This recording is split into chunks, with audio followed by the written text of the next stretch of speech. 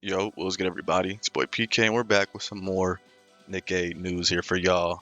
Obviously, since we were in the midst of that last update, there wasn't really too much to talk about, and honestly, for most of my gotchas and stuff that I'm playing.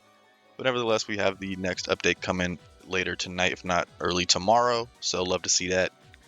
A lot of stuff to talk about in this one, so I'll try to make it as digestible as possible for you guys. And of course, let's get started, man. So we're gonna start off first with the developer's note for March.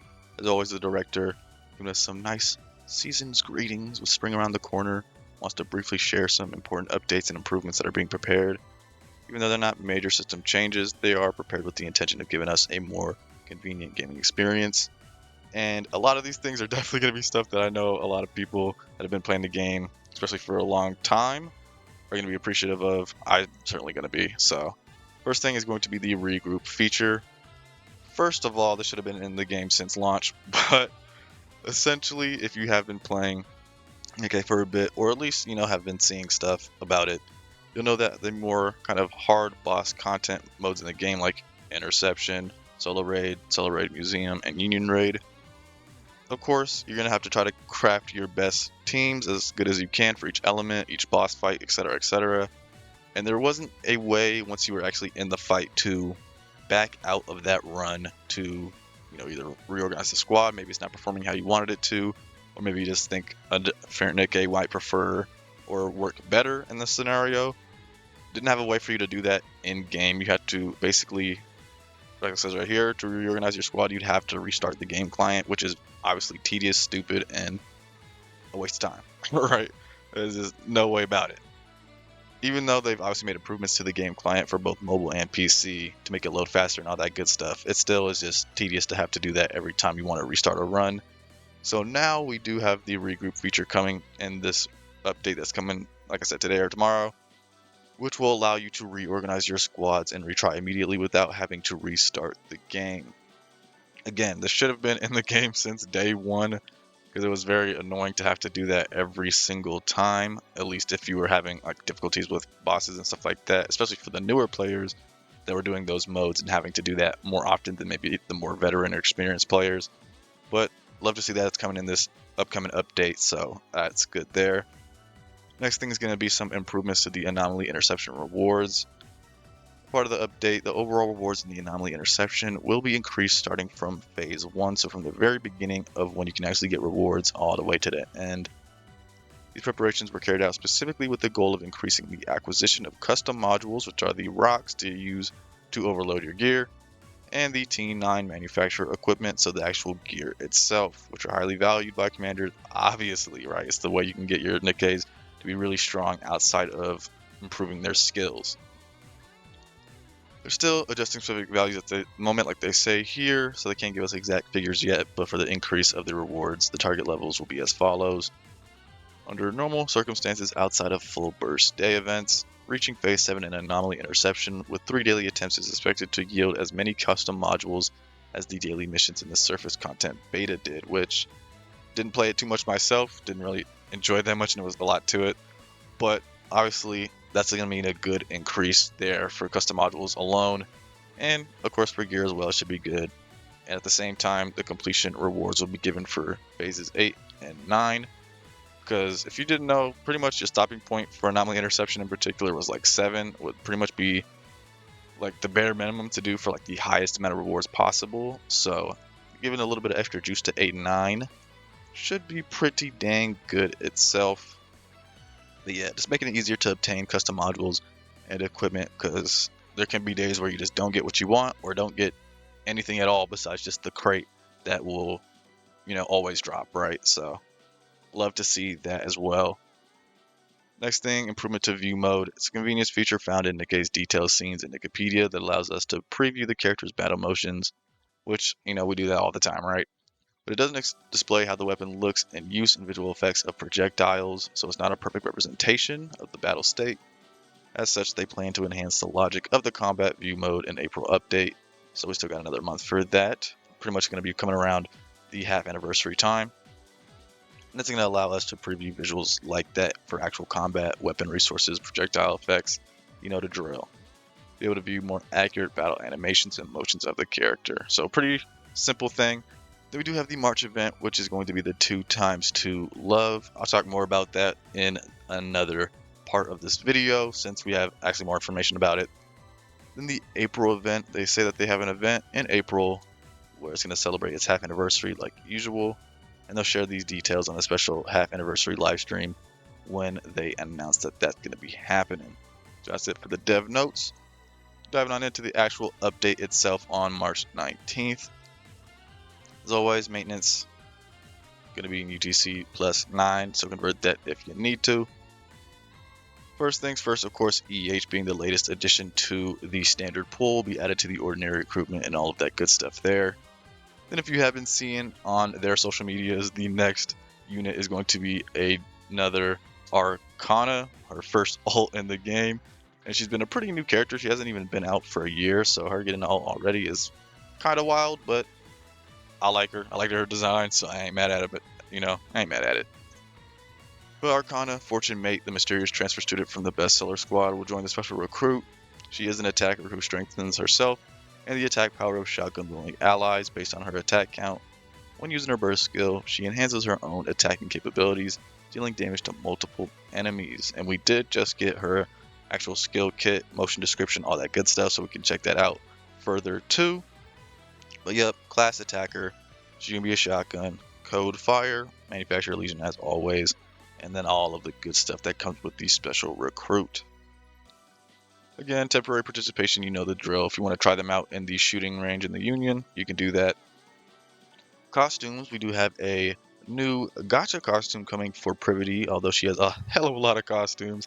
She's finally getting her first gacha premium costume, and it does look pretty good. Again, we'll be showing that as well. But since it is a gacha costume, you can expect, of course, the whole works. The full VO, her skill cutscene is new, standing pose new, SD special motion new, all with the costume.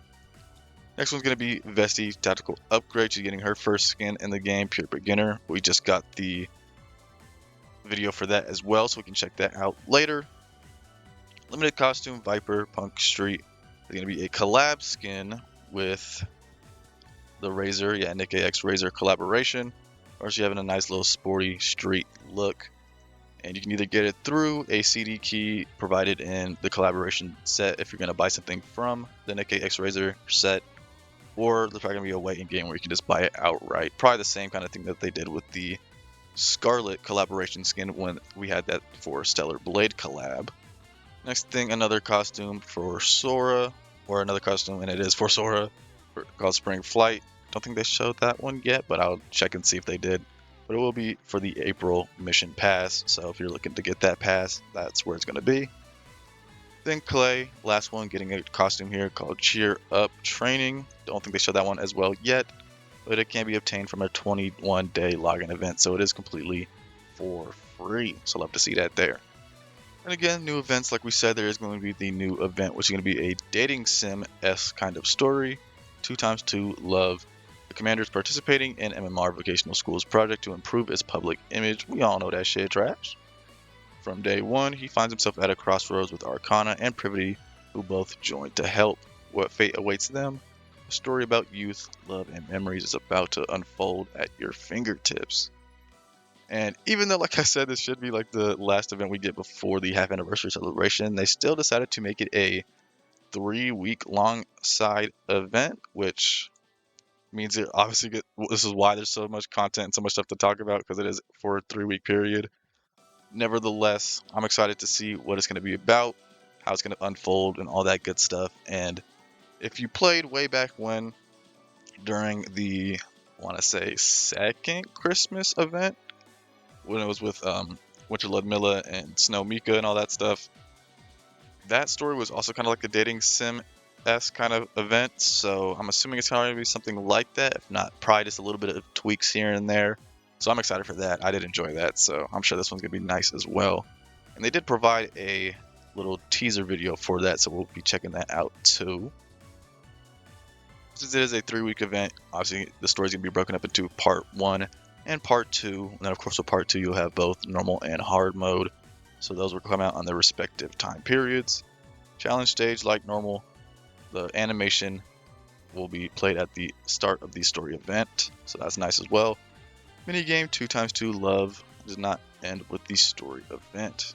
Make different choices from the start to experience new stories and enjoy a youthful campus life. So again, dating sim S, you're gonna have some options and stuff and ways to go about it.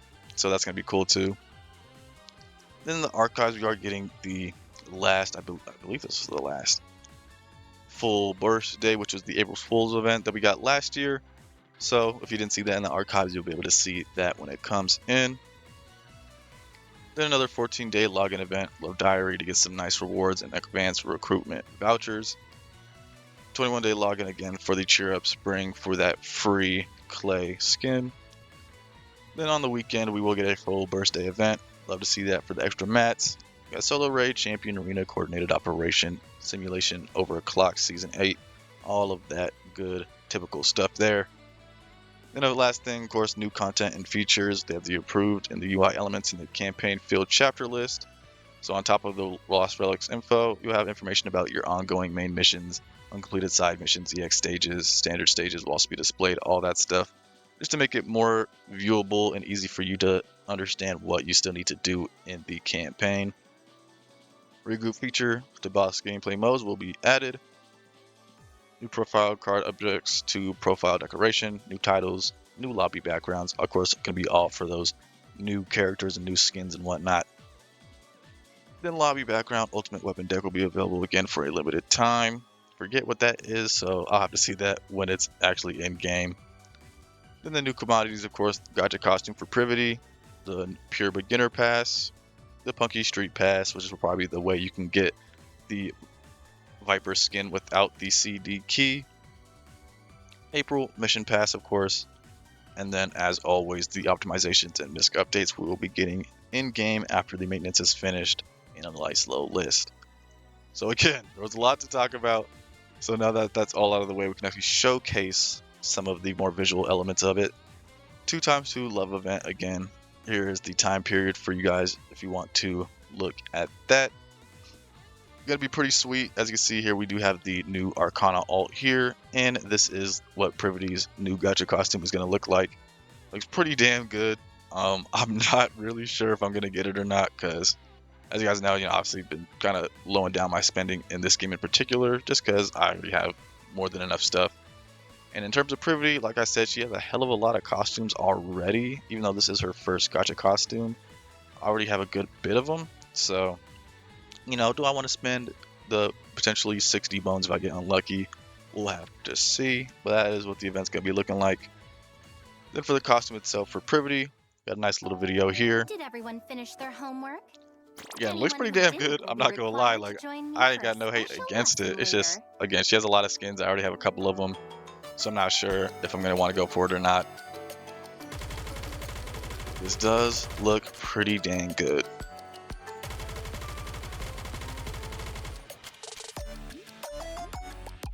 You can see on the left side here what that burst skill is going to be looking like. Pretty good fan service for this skin, all things considered.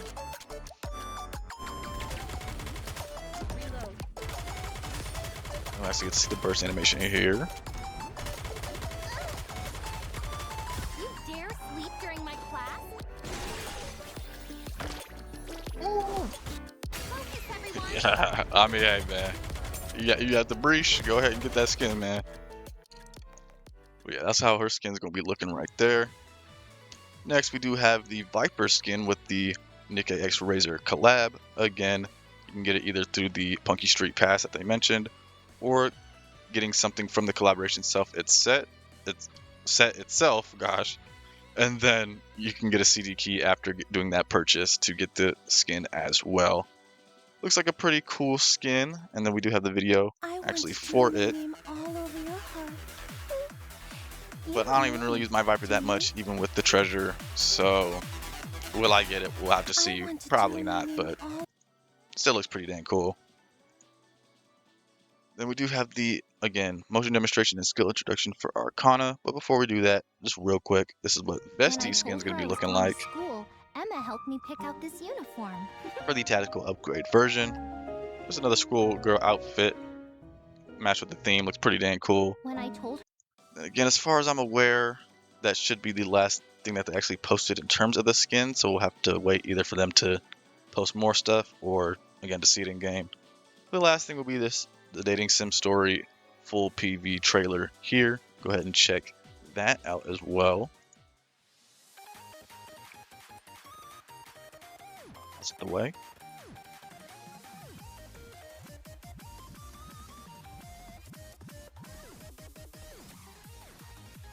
Hey, 2 times 2 love, 2 times 2 Treasure this love. moment forever. Wow, too. Should we run away together? Our youth is short. I do really like this Arcana's design though. Like I said, I did like her character and it's her design from her base skin. And they did a really good job, in my opinion, with this alt. So, then again, the Privity skin as well. Really good art, really good design. We'll have our special lesson after school. I never imagined I'd get to I guess they do show the costumes. Okay, well, these are the other costumes that we haven't seen yet, which is Clay's free costume that we'll get from that 21-day login, and then the Sora costume that you can get from, I believe it said the April mission pass. wear a school uniform. They all look pretty damn good. But again, that's that's a lot of money to put in just for one event, and it's not even the half anniversary event, right? Like we have that literally right after. You can see the story event right there. Has some options for you to choose and a whole bunch of routes you can take for the dating sim.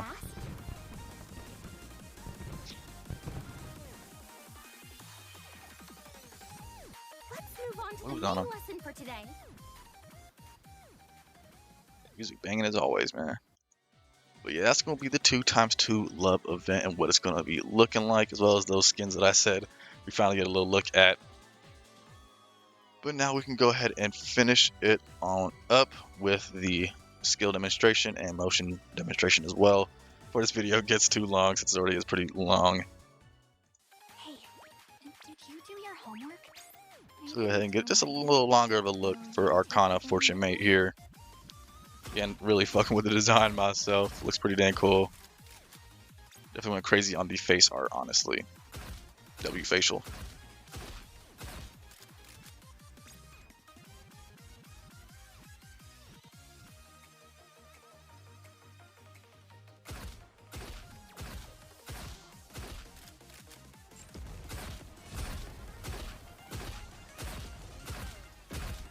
Using shotgun, the burst animation, looking pretty dang sweet. Definitely nice. They did a nice new style for that as well. And then doing damage. Can't really tell from this video if it's doing damage to multiple enemies, but that's what it's doing. So we'll actually read the skills and see what that is actually doing. Which is actually not looking to be too small to read here, so we can actually probably read it here. So again, Arcana Fortune Mate, she'll be an attacker. Burst skill 2, which I'm excited to see because we already have enough burst 3s this year anyway so far. Then again, shotgun, code fire, all the stuff on our side right here for you to look at your leisure. Skill 1's going to be a passive called Keepsake Album. It activates when full burst ends and affects all shotgun wielding allies. Attack goes up 13% of the caster's attack times the stack count of precious moments for 15 seconds, so I'm assuming one of her other skills. Activates when Happy Memories takes effect, affects herself. Snapshots of Youth, normal attack damage multiplier goes up 10% continuously, and stacks up to 3 times, making a total of 30% continuously. And as always, the skill levels are at skill level 10, of course. Activates when full burst ends and affects herself. Removes Making Memories and removes Snapshots of Youth, so getting a kind of reset there. Then skill 2, another passive, Memories and Moments. It activates when performing normal attacks while in Making Memories status. Affects herself. Effect change according to the number of attacks. The effect of each phase does not stack, and it resets when Making Memories is removed from that skill 1 condition. 2 times, it'll have a reload of 6 rounds. 4 times, Happy Memories, number of pellets will go up 1 continuously with a stack max to 3. And 6 times will get you a Precious Memories attack, or Precious Moments attack, up 2.49 continuously with a max stack of 3 times. It activates when using her burst skill, affects all shotgun wielding allies except herself. Attack damage is going up 55% for those allies for 10 seconds, so not bad there. Then the burst skill and she has a cooldown of 20 seconds, so pretty dang sweet for the burst 2. Radiant Youth. Affects herself. Making memories function will enhance attack capabilities. Effect 1, crit rate is going up 20.09 continuously. Effect 2, reloads 2 rounds. And Effect 3, attack damage up almost 30% continuously. Then affects all enemies, deals 554.4% of final attack as burst skill damage. So overall, just from the look-see here, again, she is an attacker and burst skill too, so I think that alone, especially for shotguns, will kind of help her out in finding a place in the shotgun team, or at least for those that don't have all of the options right. But also, she seems pretty alright, right? She's going to be buffing up shotgun units, which makes her pretty sweet for, again, a shotgun comp, or even just kind of buffing up a specific shotgun character if you were doing it like that.